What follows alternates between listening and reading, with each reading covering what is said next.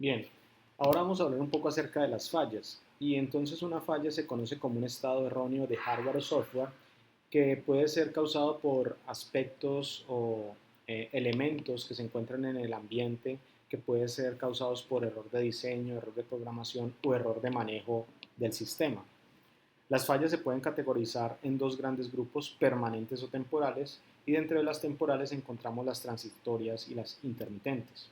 Entonces, una falla permanente es en la cual no hay nada que hacer, el recurso o el elemento falló y es necesario su reemplazo. Por ejemplo, si se dañan las cabezas de lectura de un disco duro, no hay nada que hacer, ahí toca reemplazar el disco duro. Existen otro tipo de fallas que son las temporales, la cual es una falla que no es continua, no es como la anterior en la cual definitivamente hay que reemplazar el recurso o el sistema. En este caso las fallas son o transitorias o intermitentes. Y cuando hablamos de una falla temporal transitoria, hablamos de aquella que ocurre solamente una vez y por alguna eventualidad. Ejemplo, cuando usted está enviando datos a través de una red de datos, una red de computadores, entonces usted podría encontrarse con que un bit falla a la hora de enviar los datos. Entonces, en este caso particular, hay que, digamos, recuperarse del error o identificar el error y pedir retransmisión de los datos. Y esta es una falla transitoria, es decir, no todas las veces se le pierde a usted un bit en la transmisión de los datos. Otro tipo de falla temporal es la intermitente y es la que ocurre, digamos, con una cierta periodicidad, bueno, con una cierta frecuencia, pero para el usuario o para el administrador del sistema es imprevista.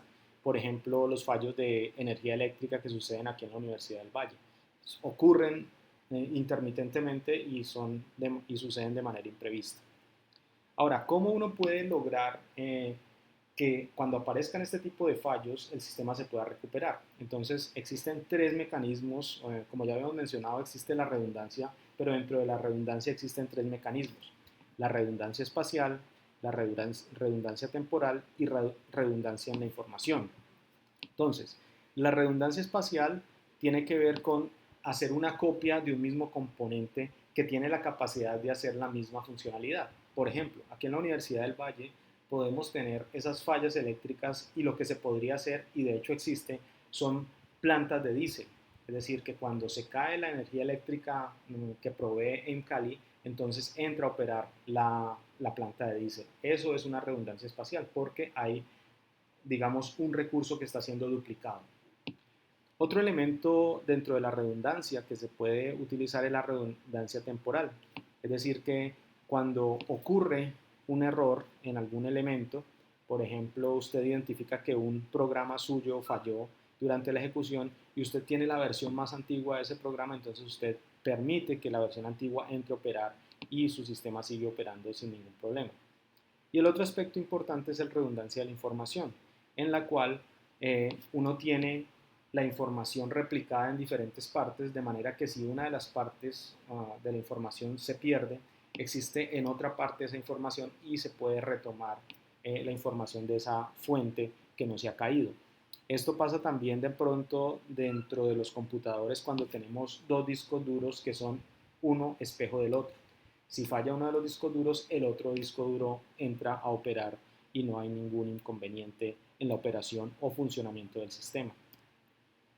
Finalmente, tenemos algunos otros mecanismos de tolerancia a fallos que se usan en los sistemas operativos. Uno de ellos es el aislamiento de procesos. Es muy importante aislar a los procesos entre ellos porque puede suceder que un proceso actúe de forma maliciosa y gracias a que los procesos están aislados, entonces ese proceso malicioso no puede afectar la operación de otro proceso. Controles de concurrencia, las máquinas virtuales se utilizan hoy mucho porque digamos que ellas encierran servicios que los usuarios quieren atender, por ejemplo, un servicio de base de datos, un servicio web, un servicio de compartir archivos. Y en caso tal de que la máquina virtual falle, es posible que tengamos otra copia de la máquina virtual en alguna otra parte y esa máquina virtual que falló sea reemplazado fácilmente por esa máquina virtual que está localizada en otro lado. Otro aspecto importante son los checkpoints y los rollbacks.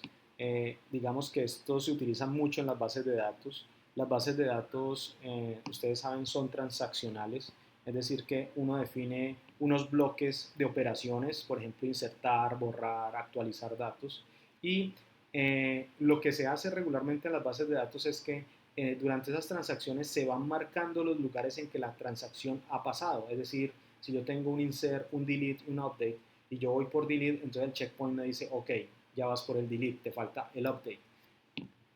Eh, en caso tal de que el sistema se caiga, entonces entran a funcionar los rollbacks. Los rollbacks es el sistema se cayó en medio de una transacción y uno lo que hace es volver el sistema hasta antes de la transacción. Es decir, que el sistema en principio no va a quedar en un estado inconsistente. Entonces los checkpoints y rollbacks se utilizan mucho en las bases de datos para garantizar algo que es la posibilidad de hacer transacciones en bases de datos, y este esquema también se puede utilizar en los sistemas operativos, particularmente en el uso de ficheros de almacenamiento de datos.